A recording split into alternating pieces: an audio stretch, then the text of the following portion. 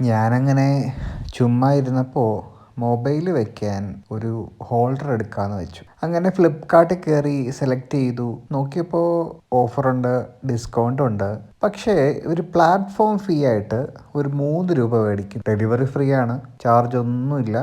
Platform free മാത്രമേ ഉള്ളൂ. അപ്പോൾ എന്താണ് ഈ പ്ലാറ്റ്ഫോം ഫീ എന്ന് നോക്കിയപ്പോൾ കാര്യമൊന്നുമില്ല. അവർക്ക് അവരുടെ പ്ലാറ്റ്ഫോം റൺ ചെയ്യുന്നതിനും പ്രോപ്പറായ അപ്ഡേറ്റ്സ് തരുന്നതിനും അവർ നമ്മുടെ ഓർഡറിൽ നിന്ന് ഒരു ചെറിയ പൈസ മേടിക്കുന്നു. 3 രൂപ, തുച്ഛമായ പൈസ, 3 രൂപയല്ലേ ഉള്ളൂ. പക്ഷേ സപ്പോസ് ഫ്ലിപ്കാർട്ടിന് ഒരു ദിവസം 1,00,000 ഓർഡേഴ്സ് ആണ് കിട്ടുന്നതെന്ന് വെച്ചാൽ, അപ്പം 1,00,000 ആൾക്കാർ ഓർഡർ ചെയ്യാണ് ഒരു ദിവസം എന്തെങ്കിലും, ഇനി റാൻഡം സ്റ്റഫ്.